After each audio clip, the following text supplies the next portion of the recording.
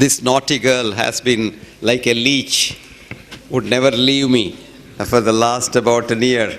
Actually, they have been after me for a couple of years now, but unfortunately I couldn't make it. Now I feel so sorry that I didn't come here earlier because they are doing God's work. Friends, I am totally confused now. Totally confused. I don't know what to tell you and what to talk.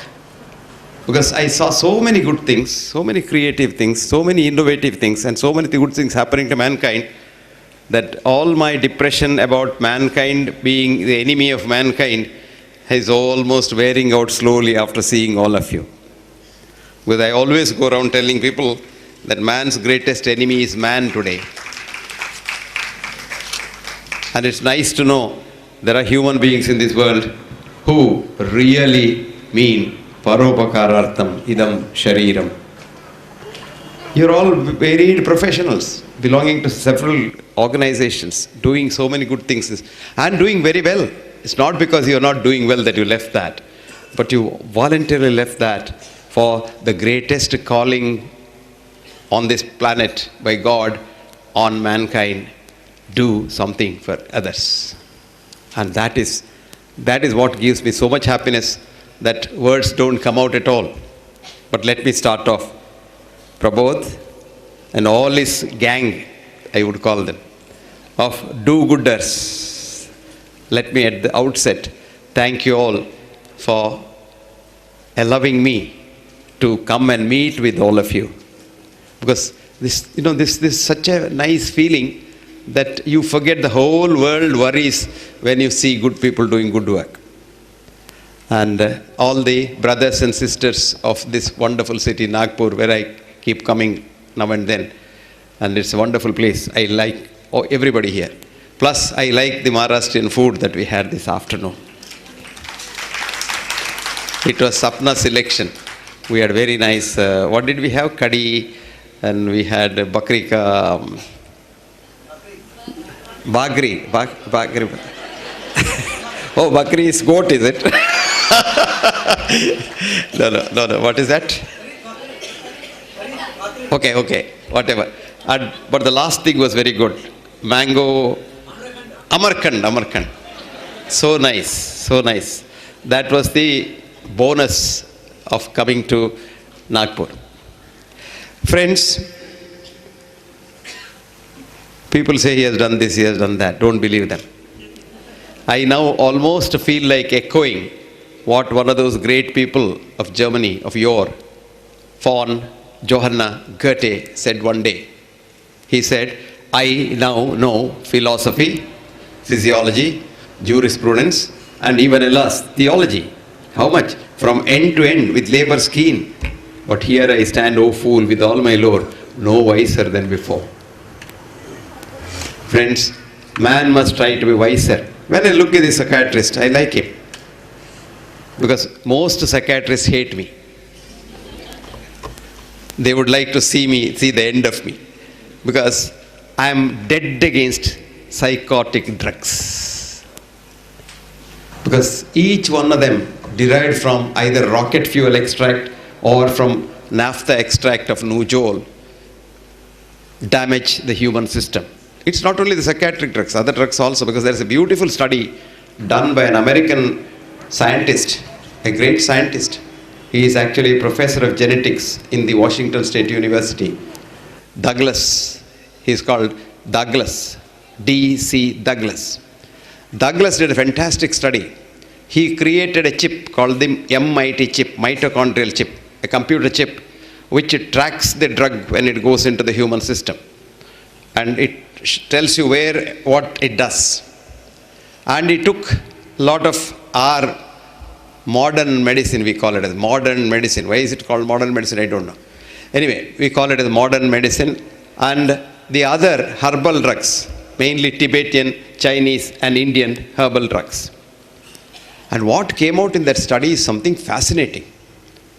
The minute we give any drug, when I give any drug, it may be anything from aspirin to statin, the body says, this is something new, I have not seen it. My ancestors have not seen it. Mankind has not seen it. So it must be a poison. That's the wisdom of the human body. So any poison which goes in, the body tries to throw into the chemistry factory in the body called the liver. So it's thrown into the liver. Every drug, mind you, mark my words, every drug.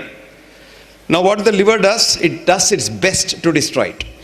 Does its best to destroy it. Supposing the liver is not able to immediately destroy the whole lot, something comes out of the liver, which we teach pharmacology students as first pass effect. I used to ask a lot of professors of pharmacology when I go around to medical colleges to lecture, what did you teach about the first pass effect? Very simple. Sir, it is the amount of drug that comes out of the liver after the circulation in the liver. But what is it about? What is the philosophy behind it? Would you believe not one person ever answered that question? The answer should have been, or the student must have been told, try to prescribe as less drugs as possible, because every single drug, when it becomes a chemical, is not recognized by the human system as its own. This is the beauty. I'll give you an example. There are 43 studies on garlic in the world literature, 43 studies on garlic. And the conclusion is, garlic is good for cooking, but not as a medicine. Now, there was an editorial in the British Medical Journal, and the editor was a good friend of mine, so I phoned him and said, I'm going to write a letter to you. Richard, you have done one mistake. You have not seen what did they use in garlic studies. What they used was a garlic pill. Now, what is garlic pill vis-a-vis garlic? Anything that we give, we want it to be either nice to the body for taste or, some obnoxious things you don't want. So, West, they have a lot of people who abhor the very smell of garlic. So to sell drugs, what did they do? They removed the smelling part of garlic, which is called the SH group, the sulfhydryl group. The same chemical that gives good smell for your fart. The same thing. So they removed that. I'm sorry for using unparliamentary words, but you want to tell the truth, you have to really drive the point home. So this garlic pill is garlic minus SH group inside a plastic capsule which goes into the gut, and there it delivers it. It's supposed to deliver it. By and large, most of the time, the garlic is eaten by our friends in the toilet, whom you see on the television. See when that, what is that thing called, you spray it, and that they all come like that, and then suddenly you get that spray and then say they all die. What's that spray called? I forget it. Harpic Excel.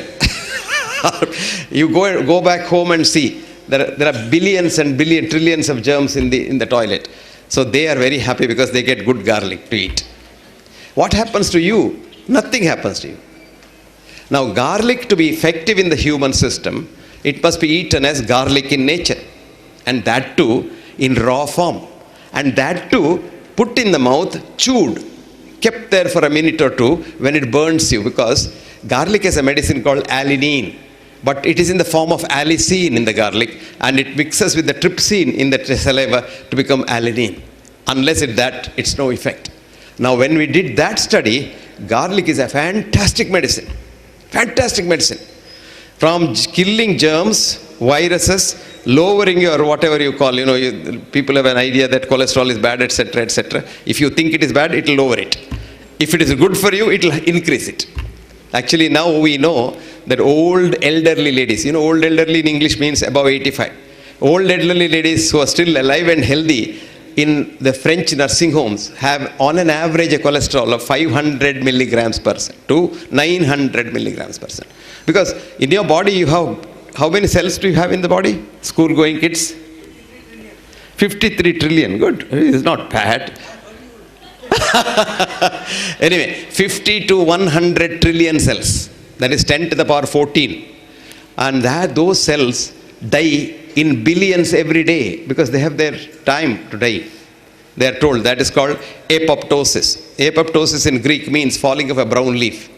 This word was coined by a botanist called Martin Raff, who was a professor of botany in the University College in London in the early part of the last century. And Martin gave the name apoptosis. That is a cell, when it's told, there's a gene called the suicidal gene. Gene tells the cell, like for example a red cell, 120 days is life. An RBC. At the end of the 120 days, it gets a message saying that, look, Mr. RBC, your time is up. So the RBC responds. The cell is intact. Apoptosis is intact cell. Becomes smaller, smaller, smaller, smaller, and becomes amorphic, loses its structure, form. And at that time, it becomes a speck of dust, and we have lot of scavengers. And they are so efficient inside. They don't require even that machine to broom. They come, eat it up. Phagocytes. Phage is appetite. They have got so much of appetite for cells. Any cell that is dying, they eat it up. So you are fine. But now what happens? You make the surrounding of the cell so bad that the cell, instead of dying apoptosis, dies by necrosis. Necrosis is cell wall breaks. And when this necrosis occurs, the cell content comes out, which is very bad for the outside, and the outside gets destroyed. And this is one of the reasons why you get cancer, etc.